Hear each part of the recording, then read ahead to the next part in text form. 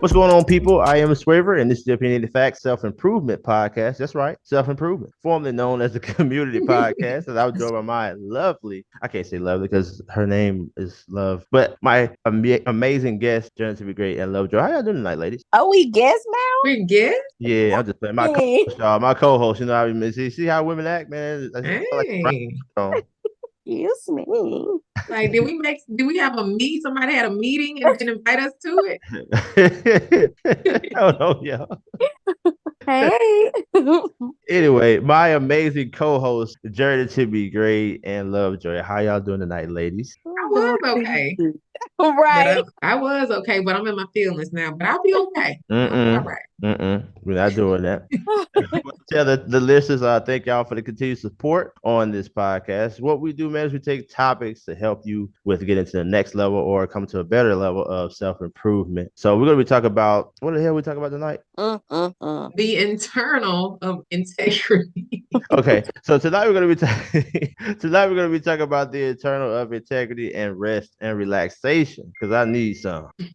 All right, so we'll go ahead and start with Journey. Go ahead. So I really want to talk about this when it comes to integrity for my people that live in the land of tomorrow. Now, I am no longer a resident of that land, but I occasionally go visit. And pretty much the land of tomorrow is where today's hopes and dreams reside. And sometimes we never get to it. So, and I want to bring this up because a lot of times people, me being one, would go out their way to try to keep their word to other people. And sometimes feel bad when they don't. But when it comes to keeping our word to ourselves, we often neglect that. But I just want you to know that keeping your word to yourself is equally, if not more important than keeping your word when it comes to others. So keeping your promises to yourself does build integrity, which is basically the quality of being honest and having moral value. And so when I was researching this topic, I came across this article called 12 Reasons Why You Should Keep Your Promises to Yourself. And this was on lifestyrelated.com. And it talks about breaking promises to yourself sends messages that you don't value yourself. And it also damages your self-trust and it affects relationships as well as create doubts in your internal beliefs. But when you consistently honor your commitments, whether it's to yourself or others, you start to build a foundation of trust and reliability. So when you keeping your word to yourself, you build self-trust, you boost your confidence, it increases your self-esteem, it strengthens your self-discipline, and it also improves your mental and emotional well-being. And this is something I've noticed with myself when I have a list of things I want to get done. And last but not least, it cultivates self-reputation, which you consistently keeping your promises not only builds trust within yourself, but it also earns the respect of others. So with that being said, I just want to remind you, like I said, it doesn't have to be any grand gestures, but even like the smallest things where you say it's something you want to get done, like just say for instance, like exercise or whatever. Like you don't have to go crazy and like, okay, I'm about to start this routine.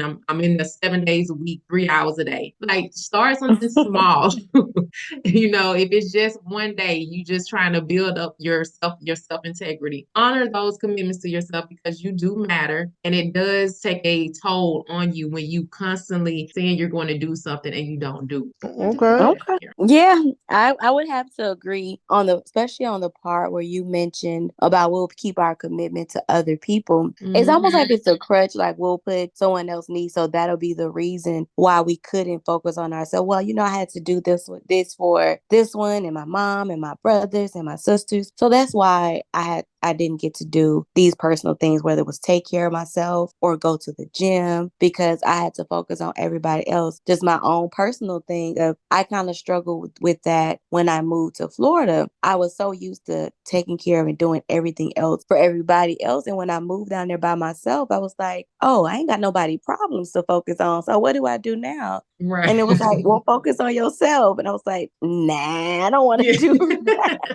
But it was really hard to adjust. But I eventually was like, you know what? It's okay to focus on yourself. But it was weird that it was hard to actually do for me because you get so used to doing for somebody else. Exactly. That is true. It's almost like you ask yourself sometimes how much you really do love yourself. But if you start taking, like, I guess, a note of what you actually do for yourself, you may find that you don't love yourself correctly or enough, or you don't value yourself enough. So I think what you just said is really important for people to know. Like, take inventory of how you actually treat yourself. Mm-hmm. You'll be surprised. Speaking of that, actually, tonight I want to be talking about rest and relaxation and what the difference is between the two. So I guess I'll start with rest. And this is coming from Hummingbird Holistics.co. It says rest tends to occur while You said it's coming from where? Hummingbird Holistics.co. Okay. Rest tends to occur while we sleep and allows our body to repair itself on a cellular level through autonomic activity. It generally makes us feel refreshed and restored. Relaxation is defined as a conscious activity that calms both mind and body, such as activities that help us to manage the effects of stress and anxiety. So when you think about relaxation, I think I got it confused with rest because I didn't know that relaxation could actually be a activity. Did y'all know that? Like relaxing could be actually doing something? Yeah, I always thought about, like, for instance, fishing.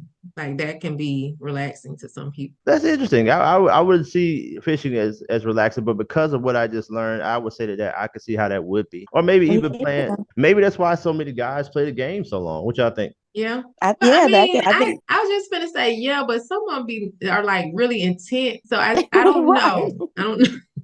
When you in there yelling at the game and screaming, I Right. don't know They how can be very relaxed. relaxed. But it's just that bad thing. It's a bad thing. But so this also could be stuff like taking a bath, meditating, being at peace. Mm-hmm. That's all a part of relaxation. Yeah. I definitely agree. I think massages to me are relaxed. Like I'll get a massage and be in there sleep the entire time because it's so relaxed. And bubble baths are relaxed. Yes. I would definitely say that too. And rest, they say, the average person, especially adults, need between 7 and 9 hours of sleep. Are y'all getting them 7 to 9 hours of sleep? No, not at Absolutely not. all. Or between 4 to 5. I'm doing Right. good. Hey, I don't see how y'all still hold. Wait, I can't even talk. I be doing the same thing. I don't really ever think I've got 7 to 9 hours of consistently sleeping like that for a long time. As a baby, but I don't really.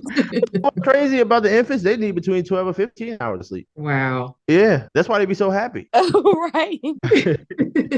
But here's something interesting too. So more rest, of course, is better, and also finding ways to relax can also lead to happiness. And I got this from Psychology Today. According to a 2021 study, the optimal amount of free time for happiness is between 2 and 5 hours per day. Too little free time can cause stress, while too much can make people feel unproductive. However, some say that free time used in more productive ways can actually boost happiness. So it kind of makes me think that, relaxation and happiness, can that go hand in hand? I mean, I Yeah. would think so. I mean, because I'm sure it does decrease the stress levels, and I'm sure enhances your mood. So I would think so. I would think so too. Like you can relax and like, I got that out. Like I'm back into journaling. So just putting it on paper is like, I feel a little bit better. I got that out. I'm a little happier. So I think they can go together. I actually find gymming and walking to be relaxed. I got to work on the rest because I don't really get a lot of rest. It's rest as far as like sleeping. So I know I need to do better with that. But I think working out, and I guess you're saying like journaling for you, Joy, is what gives you a little bit of relaxation. Mm-hmm. What about you, Journey? What gives you some relaxation? Well, I would definitely say as of lately, walking is it's been more like therapeutic to me. Like leaving the gym and going to the park to walk and just being around the little ponds and stuff. That is